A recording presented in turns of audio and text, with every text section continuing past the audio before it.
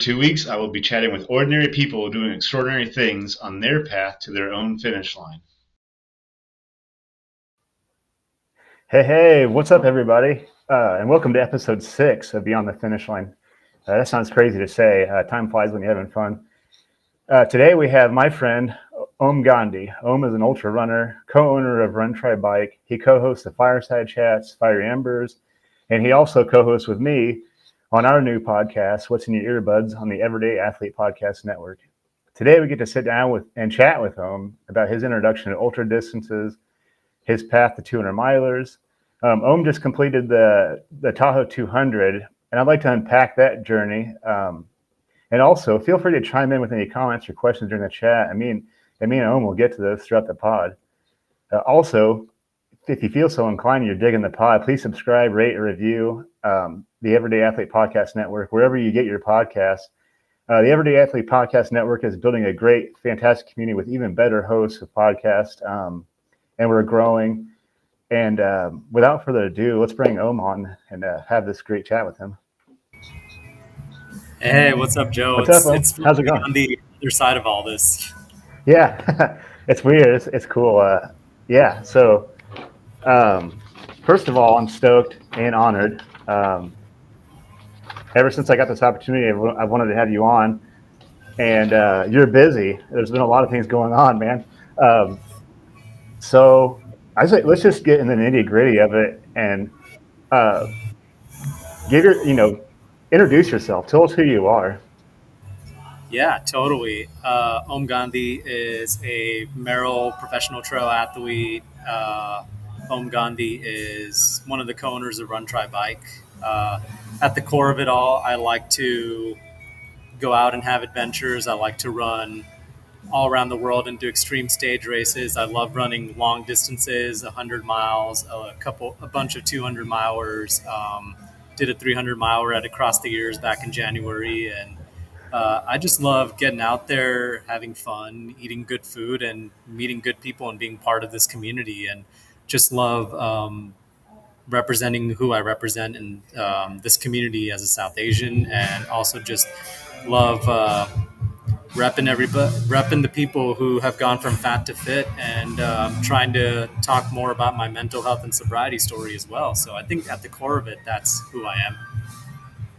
Yeah, man, I love how transparent you are with all that, because obviously I went through a similar journey, so it's always nice to, like, when you share that, and it gives me something to resonate with and something to relate to. And I know that it's not just me; it's a lot of people. So yeah, man, thanks for sharing all that. So tell us about your introduction to running.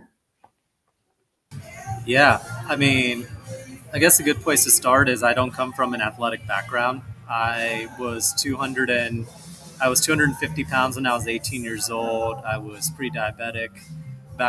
If you go back to my childhood days, I failed every physical fitness test in school. I was the last kid on the track. This is just not something that I did. And then, flash forward to when I'm 25 years old, I was working a pretty high stress engineering job. And I was just looking for a mental outlet, something of my own, something to get me away from the engineering space, from some of the financial relationship life struggles. And running just seemed like the easiest thing to do, to just put on a pair of shoes, to just put on, workout clothes. And one night I went outside and just decided to run a quarter of a mile, because that was all I could pull out. And it was the most nauseating experience of my life. I felt pretty sick. This was back when I was 25, still drinking, still, totally different person than I am now. But something sparked in me in that moment. And maybe I didn't fully realize it back then, but something kept bringing me back. And I just set the goal of running for 30 minutes straight, running my first 5K, a half marathon. And that's sort of what started my running journey. And then the pandemic sort of happened, and I dove headfirst into the world of trail running and ultras. Nice. So do you remember, like, the moment when you first trail run, you're like, oh, this is it. Like, this is what I want to do. Like, do you remember that moment actually happening for you? Um, yeah, actually, I sort of do. So it was kind of a two-part process. And I didn't grow up like going too much out in the outdoors. I grew up in a very like city, concrete jungle type environment, and then spend a lot of my time in the suburbs after that. And never really got outdoors. It wasn't really a thing in my family or where I grew up. And then um, made some trips out to some national parks. But I think 2019 was the year when I signed up for a backpacking class and I started really getting out into the wilderness and being out in the mountains and climbing peaks. And uh, that sort of paralleled with my path in running. And then, as you know, like COVID closed everything down. I was training, I'd done 5 half marathons up to that point, and I'd signed up for the Orange County like the Orange County full marathon, which seemed like the scariest thing in the world at the time. And of course, that got canceled, and I had no idea what I was doing. And so I just decided the whole world's kind of falling apart, was going through my own struggles again, like I think we all were. And I just decided to, uh, you would think I would commit to a 50K first, but July came around and I signed up for a 100 miler. I had been thinking about it since I'd first seen the 100 in 2018 when I was starting to get into running, but I was like, this is crazy. This 50 mile or 100 mile stuff is for Olympians and like gods and like incredible human beings. This is not for me. And then I think I must have stumbled on during COVID one of Wes Plate's videos. It was definitely Wes's. I think it was a Zion video, and that was one of the things that sparked me wanting to do the Zion 100 as my first race in April of 2021. And I think I'm just one of those guys who signs up for big things, and then I'm like, I'll just figure it out on the way there. And I can tell you that when I first signed up for that thing, I was sweating bullets, and it was very scary. And I was like, I don't know how I'm going to get there, but that's kind of what I think. Having that big goal and then being out on the trails subsequently after that and actually running the trails is what those were kind of like my aha, this is something I really love kind of moment. It just brought this like new thrill into my life. Oh yeah. So do you feel like okay? So I'm obsessed with 100 milers too. Like what? I just signed up for my first one. I told you that already. But what do you think it is about the 100 mile distance that speaks to us? Because like I don't know, I just can't get the number in my head, and maybe you can give me some insight, give us some insight into what do you think speaks like. Why do you think the 100 mile distance speaks to trail runners? Some trail runners, I guess. Well, I think that even though 200s are starting to explode and they're getting to a place where they're starting to transition from this is a new frontier to like every state has one now, and it's starting to become more like in the next 4 or 5 years, we'll start to see 200s become mainstream. I still think that the 100 miler is the golden distance, and I think it'll always remain that way because it's just I think it's the gateway between like, and it's not to say that any of the other ultras are like not hard challenges. Like a 50K is relatively hard for somebody, a 50 mile or 100K, and there's some hard races in that distance, like Barkley Fall Classic and all the crazy races in Europe and sky running. But I think that the 100 miler is truly the gateway into what we call like the long distance, where I feel like there's a certain energy, there's a difference in energy when you start to get into nightfall and when you start to get into like uh, into a position where you're past like the 50 mile and the 100K mark, where there starts to be a transition from like person versus person to more of like everybody trying to like support each other and this like sense of camaraderie. And I think that calls out to a lot of people. And I think that there's a strong sense of community in those distances. And I think that the 100 is just it's it's just one of those like goals that I would say I think it's because a lot of our the most iconic races, the UTMB, Western States, Hard Rock, a lot of the classics are 100 mile distance. I think it's the distance that um, truly is the bridge between like what is to come versus like what we already have, and it's like the gateway. Yeah, yeah. Yeah, okay. That got me all fired up. Yeah, yeah, amazing. So I want to get into your 200 miler stuff, but also I want to talk to you about Run Try Bike too. Um, so give us all a background into how you got involved, how you became co-owner of Run Try Bike, and obviously big shout out to Run Try Bike. Tell us about that history, how that came to be. Yeah, tell us about Run Try Bike and this beautiful community that we're building together. Well, I appreciate you calling it a beautiful community. And first off, I appreciate you being a part of it as well as both a writer. Joe has some great articles on our website, and he's continuing to write for us. He's also an amazing podcast host. I mean, Beyond the Finish Line is one of our most popular shows. I think our in our top three for sure. And just excited to have you be a part of this. And as far as like the story, I've heard Jason tell it like 67 times now or more, and I think I'm going to let Jason speak to his side of the story and how he founded the business tomorrow. Yeah, But from my perspective, when Jason launched the business publicly in January of 2021, I was one of the first people to comment, and I said something like, "Can't wait to see where this goes." And I had no idea who this guy was. He just popped up on my feed, and April of 2021, it was like a week before my first 100 miler. I wanted to take a chance on telling my story, kind of like you took a chance on telling your story. And I had these thoughts of like, well, what if nobody cares about my story? What if my story isn't really that cool? And I'm like, well, you know what? I just want to give it a shot. And so I submitted a how it all started to Jason, one of the first ones on the Run Try Bike platform, called It Started with a Quarter of a Mile.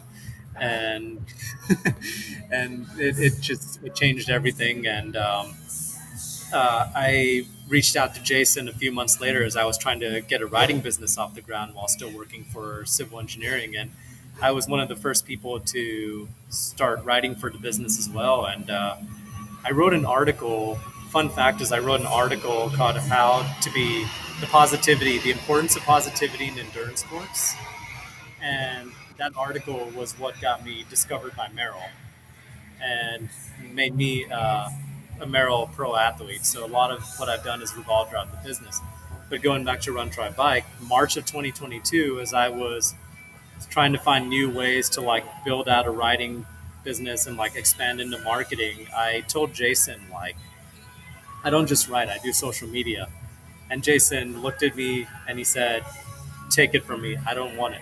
I don't like this." Like it was too much work for one guy. And then so I took the social media off his hands. I started running the social media of Run Try Bike. I have ever since. And then June came around in 2022, and Jason and just realized that we shared so many ideals about like the everyday athlete and whose story should be told, and the valuation of like our stories. And he asked me to be a part of the business, and I was like, "Me? You want me to run a business?" Like I'd never in my life, like I just failed to start a writing business. I'd never in my life thought that I could be a business owner.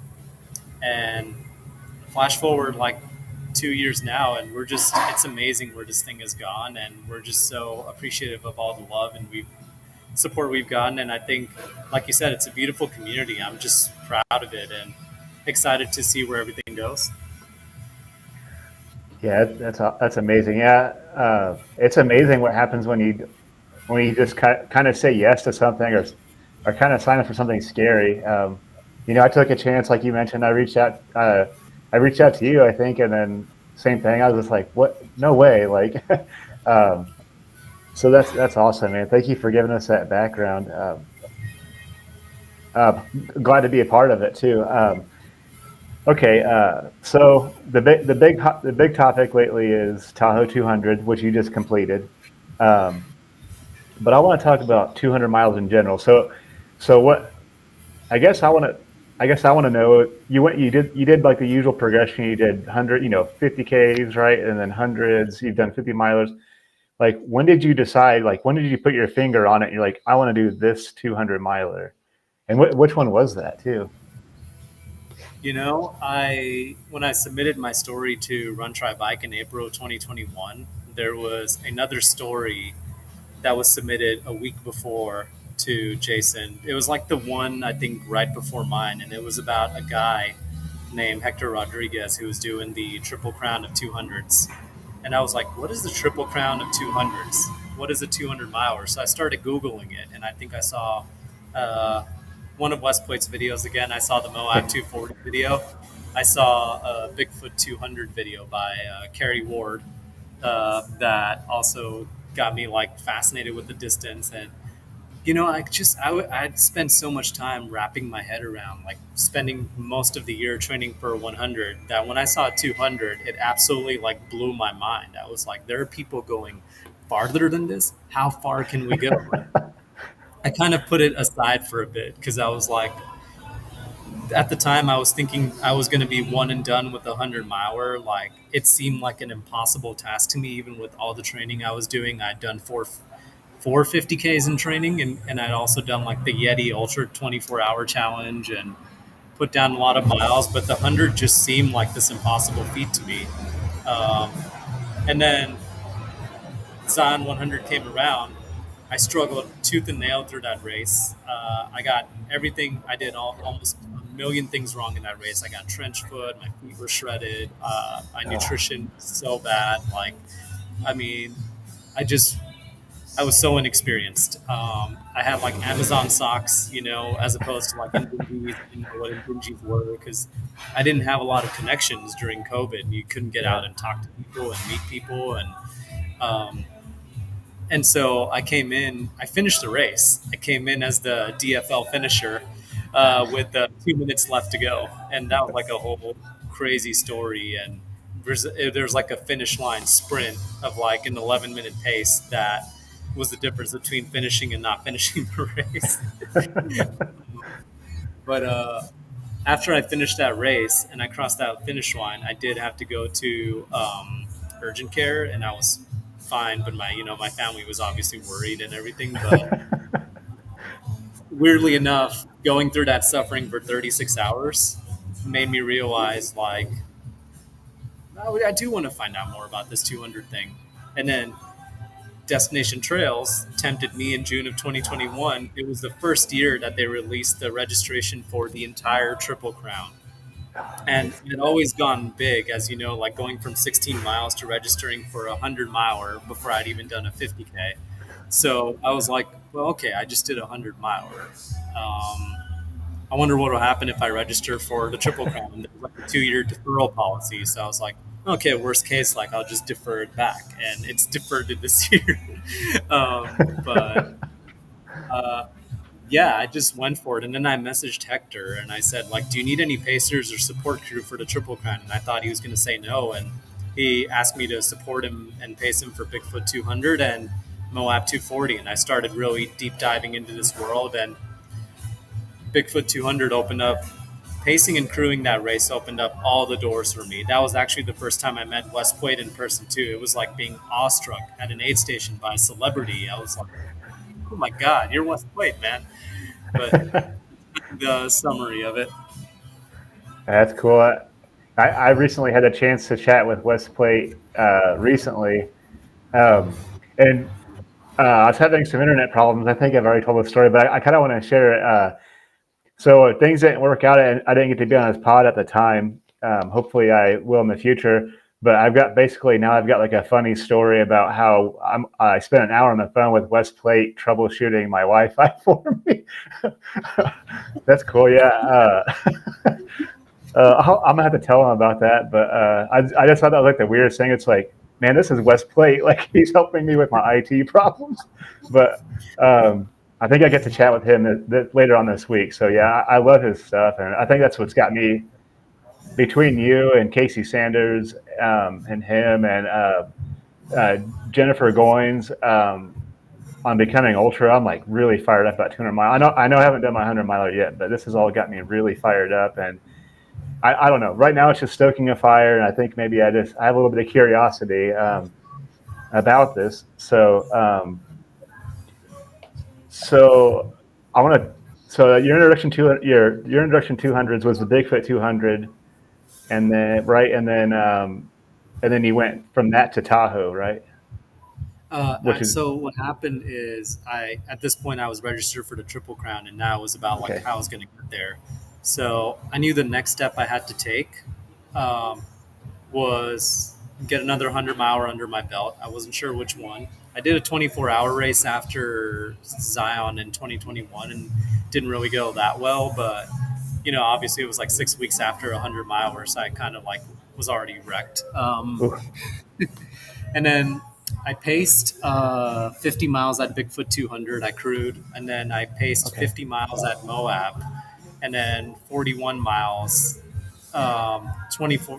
It was actually 91 miles total I paced at Moab. So that sparked something in me again, where I was like, there's sort of a pathway here. I was on my feet for a long time. I've now seen a 200 miler at two different races from Destination Trails, and the Moab really called out to me. And I was also like, uh, I was also young and reckless, and I did 91 miles there, so I thought like I don't want to let this go to waste. And we were all kind Yeah. of riding the race high of like Hector finishing the Triple Crown, and me and two other friends registered on the spot there for a race called Valley of Fire, which is like a flat-ish race in Nevada, which is like a 15-mile loop, like sort of a loop like Javelina, and you have 35 hours to do it. So, and it was like 12,000 feet of game, so pretty reasonable. I thought another chance here to do a 100 miler, and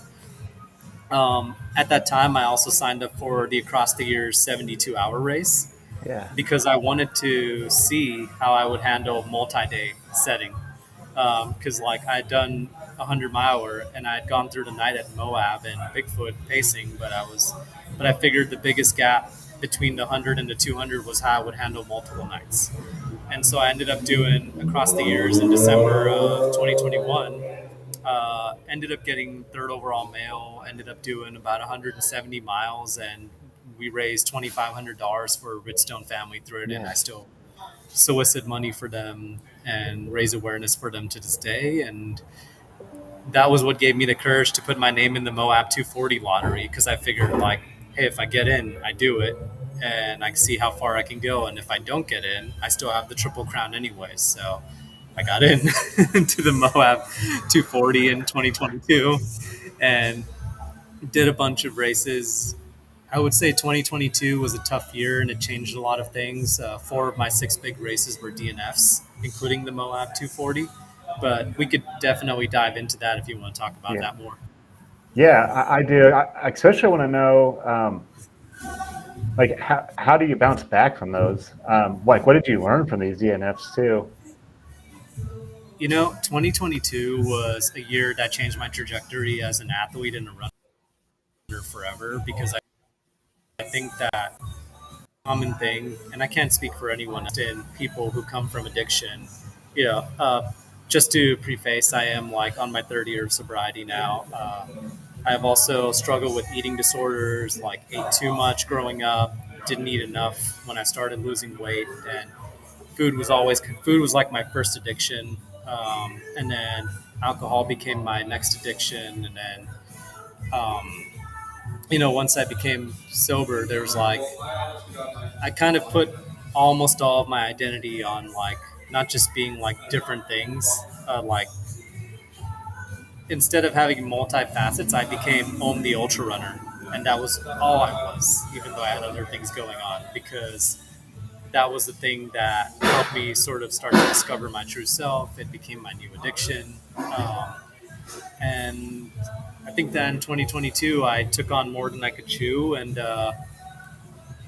just a lot of things were happening as far as like leaving my engineering career, being a business owner, becoming sober. That first year of sobriety is so tough. Like I was trying to rediscover who I am. All these demons were coming out of me like Pandora's box, because like I couldn't hide behind alcohol anymore, and I was trying to hide behind Ultra, but you really can't the same way. Yeah, And then yeah, Moab 240 came, and I DNF'd at the 1 yard line at mile 235 because I suffered a hip injury at mile 220, and I think that even though I had that physical injury, there was a lot going on mentally. And I think that I needed that DNF at that big race for me to like start rediscovering myself and not hinge my identity entirely on ultra running. Yeah, that's beautiful. Thank you for sharing that. First of all, let me say congratulations on 3 years. Thank you. Also sober individual, ultra runner, sober ultra runner, I guess. But not to hang my whole identity on that, like as you said. But what do you think it is about? I think we did touch on this a little bit in like the green room, but what do you think it is about like recovering addicts or people who've been through like deep struggles? What do you think it is about ultras that kind of speak to us? Like, what do you think it is that makes us tick, and how that kind of relates to ultras? I think it's chasing the high for sure. I think that it's a different kind of high. I know that people, and I'm sure you hear it all the time. We always hear that, oh, you just traded one addiction for another, but I don't think that's entirely true. Like, I do think that yes, it is an addiction, and it can become a problem if you let it spiral out of control or rage like a wildfire. But I always believe that it's a difference between instant gratification, which is like alcohol and like other vices, versus delayed gratification, where you really have to work for this. You have to train for this. You don't just walk up and you get your buckle or your medal. You have to like go out there. You have to go from aid station to aid station. You have to go the distance to do it. And so the high you get from those, from that suffering and from like achieving that goal is such a different and more fulfilling high than I've ever gotten from like any sort of other addiction. Um, and even not even just like the process of finishing it, right? Like the high of like discovering yourself out there in the ultra. You've felt it at Momofo 100K, but like Yeah, when you hit up against the wall over and over, and then you break and shatter that limit, and then you realize like you're capable of so much more. There's no high like that. There's no light that I've ever discovered like that, and I think that that keeps bringing us back. And it's helped a lot of us who are kind of in that island of misfit toys who don't really didn't really have a place of belonging find like a sense of community. And you look around and like there's you, me, and Jason, and there's so many other people who come from addiction. You look around and you like see this community of like people, and you look and make eye contact with them and realize they've been through similar things in a different way and have their own story in this. And we just kind of built like our own tribe here. yeah, yeah. I love that. I realized that a while back. I became more open about sharing even my story, my struggles with addiction and mental health issues. And then when I realized that, I was like, wait, I'm not really unique here. And I'm just like, wow, like I think I found a family here. So yeah, what you said really rings true with me. Uh, yeah, thank you so much for sharing that. Beautiful. Is there a way we could kind of backpedal and talk about Richstone Kids too? Can you give me a little bit of info about that? Yeah, absolutely. So Richstone is a big part of what I do. When I went to college, I discovered Richstone through my engineering program. Actually, we did some work with the kids there at Richstone. Uh, they're gonna kick me out before the show's over. Okay. I'm just I'm just joking, but yeah, what I was gonna say is, yes, I discovered Richstone in 2016. We did some projects with the kids over there. To summarize, Richstone, they're a organization in deep in Hawthorne, California, and West LA area that has drug addiction and gang violence. And to summarize, it's not a great place for kids to grow up. There's a lot of like poverty there as well, and the whole goal of Redstone is to prevent and treat child abuse and domestic violence and generational trauma. And I just really love the work that they did. And when I did my 72-hour race it across the years, I'd always, just to backtrack, I'd always run for charity with my big events because I always felt like it gives me another purpose and more strength, but it also allows me to take this crazy thing. And I think that it's I don't want to describe it as like people watching a train wreck or watching like a guy on a unicycle on a trapeze, like a tightrope or whatever. But I think when people see something unique or wild like that, like it raises awareness. So I used these races to raise awareness because people look at this and they go, "Wow, this is crazy," and "Whoa, this is a good cause," you know. Yeah. And so I just kept doing work with Bristone, raising awareness for them, and we raised almost $14,000 through all my races between December of 2021 to now, and Oh, just wow. more importantly, raised awareness of the fact that there are organizations out there like that who help kids in low income bracket families, who have minority families, and who help these kids realize that you don't have to be trapped in this box, that you can do all these. It doesn't have to be ultra. It can be something else. It could be like one of the kids said that they wanted to be a pilot, and it could be being a pilot, but their environment doesn't necessarily reflect that. So I wanted to show them through example that through my races that you can do hard things. And last October they made a banner for me with all the handprints of the current kids at Ridgestone on it. And I made it my goal for every race since then to carry that banner in a sprint across every finish line. And I've done it so far. So far, so good. And sometimes that's been the only thing that's kept me going during these races when the tank runs empty for the intrinsic motivator. So I really Yeah. appreciate the work that I do for them and appreciate that uh, they've given me this honor. Oh, I love that so much, Um, um, so while I got here, we need to talk about Tahoe now. Um, let's let's get into Tahoe. How'd that go for you?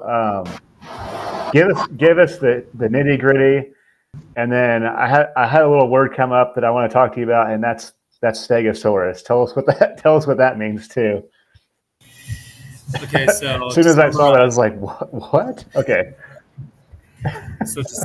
the Tahoe 200, it is the first race of the Destination Trails Triple Crown, the first of three that I'm doing this year.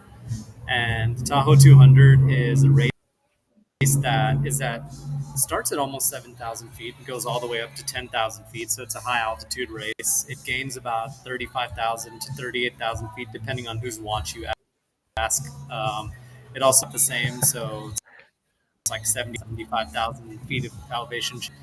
I logged 208 miles there. Somebody's watch logged 219, but I think it was anywhere between 207 to 219. And yeah, it was a wild experience. I hit my goal. I wanted to finish 200 miles in 85 hours. So as far as I'm concerned, I did 208 in 86 hours. um, Oh, I had bonus miles, so I, I made it my goal that I wanted to finish on Monday night, not have to go through more than 3 nights. I think that would have been my fourth night, and I successfully did it. And uh, yeah, it was just a wild experience. And I was fortunate to have a great team with Jason being crew captain, my girlfriend Brianna yeah. also being a great co-captain, and like pacing me for almost 34 miles out there, and then Jason paced me for 50 miles. And I had an experienced group of like people and part of my crew, and I've never had a crew that big. I've never been able to like go there and have somebody just say, "Don't think about anything else. Let me pull off your shoes. Like, go sleep in the truck." Like that was such an privilege for me to have that, and it was just such a fun experience because I was able to like not only have my adventure but like share it with the people that I care about, and I think that made it so much more fun. And shout out to Casey Sanders. We spent the first night together, and shout out to Andrew Marvin too. Uh, Andrew didn't finish the race, but he's one of the grittiest people I know. He went for about 170 miles out there, and before he had to tap out due to lung issues. And uh, Casey just kept going on and on, man. Dude was relentless. I saw him again on a mountain back, and I was happy that we both got it done. And I got besides the Stegosaurus story, I've got to tell you about the vomit story as well. But Yeah. Go ahead. Okay, so it's the first night of this race is the toughest. It's the tightest in cutoffs. It's you have to so you do multiple out and back. So this one is from mile 0 to 31 and back is the first out and back. You go back to the start line at mile 62 or 65, depending on whose watch you ask. Uh, and then you do mile 65 to like 130 at Tahoe City, and then you come back to the start line again for the other out and back. And so the first night is like the toughest climb. It is the highest point of the race. This thing called Armstrong Pass at 11,000. So I'm like 15 miles into this race. We're on a single track conga line. It starts to open up. First section is like 16 miles and 4,000 feet of gain. Ton of climbing. Um, and like I'm already starting to get a headache from the altitude and like the dry heat and everything. Is the hottest day. I get to the aid station at mile 15, and obviously I make the greatest decision of my life to have a veggie wrap with brown guacamole that's been sitting out in the sun because I real food. I ate it. I was already not feeling good. Took down a protein shake, Orgain protein shake, plant based for the Oh yeah. protein. Um, Part of my nutrition plan. So far, I feel like I'm on plan, and I'm not feeling good. And me and Casey were together at this point. And I just kind of stumble out, and I'm like, I'm gonna have to stop at some point. And I know Casey's gonna catch up to me, so I'm just gonna keep walking. So I get to mile 17. I see like a big rock, and I'm like, I don't know if I have to like, I don't know if it's coming out from here or if I'm gonna have to take a shit. Right. So like, it's a rock, and I'm just like sitting. I go behind the rock, and I just start like, it comes out slowly, but then I just start puking so hard. That's one part of the story. But the funniest part of it is like I finish puking, but I'm like still in excitement mode. I'm like, oh yeah, this is the pain cave. So all Casey can hear as he's walking up is yeah, yeah, yeah. And like I come out from behind the rock. And all Casey sees is my mouth with puke, and I'm like, hey, like a toddler. And so now later, we're during this race, we catch up to Andrew at like mile 30 or whatever, and we all leave the aid station at Housewife Hill together at mile 31, going to mile 47. So now we're on the back.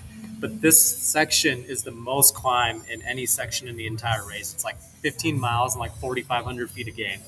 And it's starting to get dark, and it's like night, and we just don't stop climbing, right?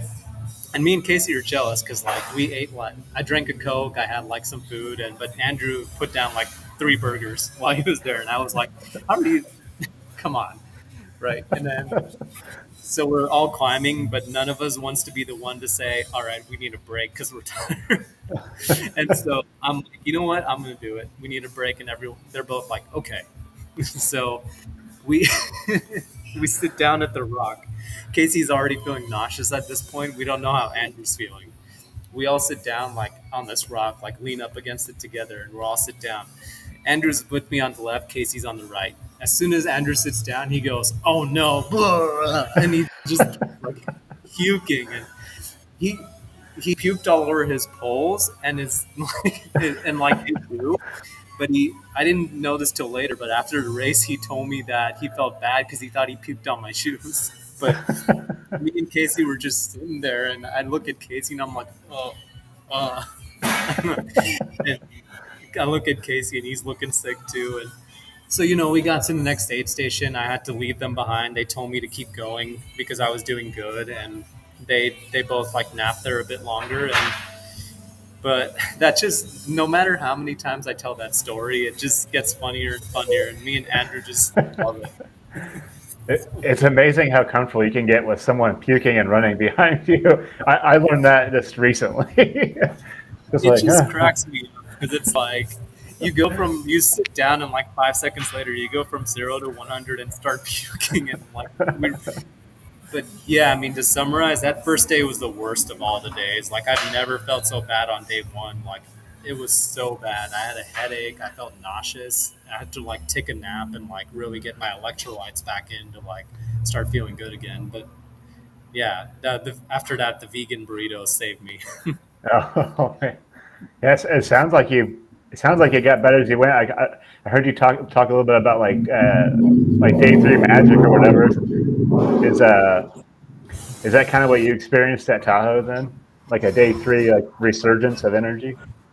Oh, 100%. Yeah, I think the start of day three, of course, like I was fortunate to, my girlfriend was with me on the start of day three, and I just started like at a really runnable section. So I started just hammering away at the miles and started like feeling pretty good and started moving. And I definitely had a resurgence where I was like, let's jog, let's jog. And Yeah. the wild thing was I had like a day four resurgence, and that was because of Jason.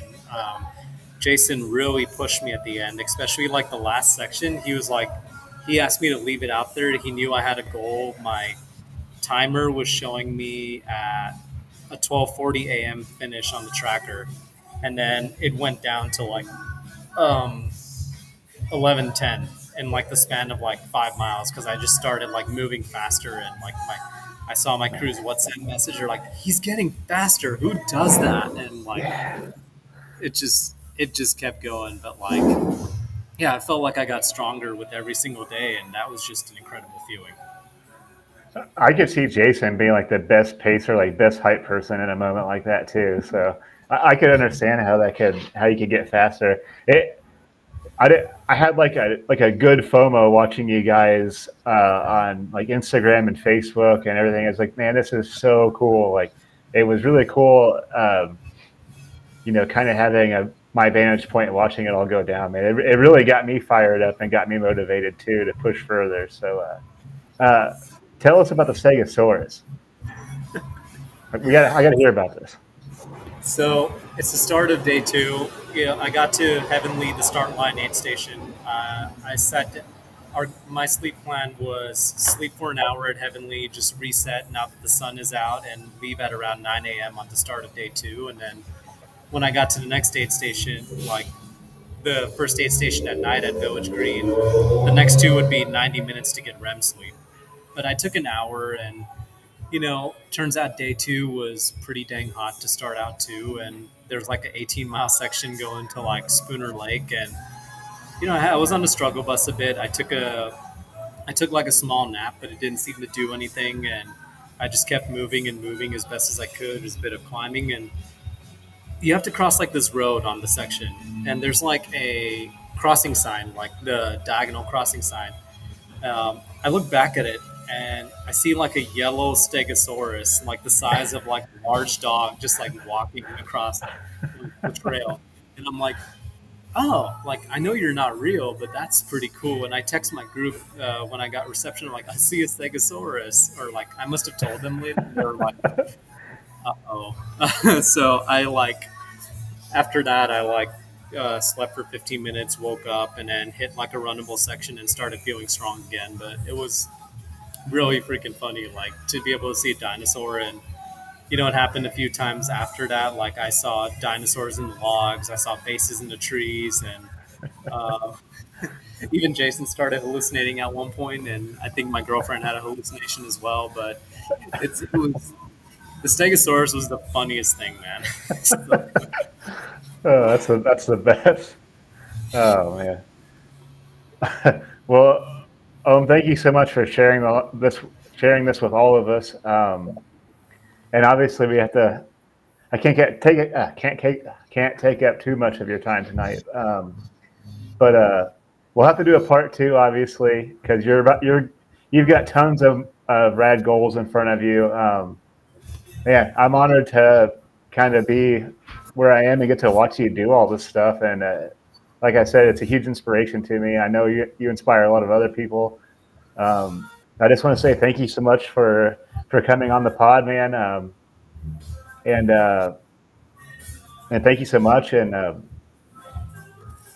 just want to say thank you all for listening. And if you're digging the pod, like I said, please subscribe, rate, review, and let's keep building this great platform. There's tons of great podcasts on this network, and we're doing great things. And thank you so much, Om. And yeah, thank you so much for yeah, having me. and It's definitely an honor. yeah, thank you so much for being on. And I'll let you go, but man, thank you. Yeah, appreciate you, brother. Can't wait to get back on the pod one day, and excited to Yeah. listen to your episode with Jason. Yeah. Come back tomorrow night. I'm gonna have Jason on. This is gonna be great too. My cup is full this week. This is awesome. So, That's and gonna thank be you all fun. so much.